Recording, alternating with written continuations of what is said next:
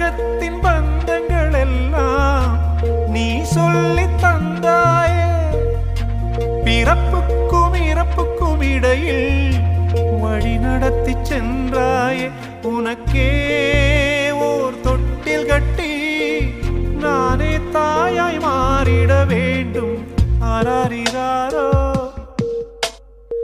நான் இங்கே பாட, தாயே நீ கண்ணுறங்கு, என்னோட மடி சாய்ந்து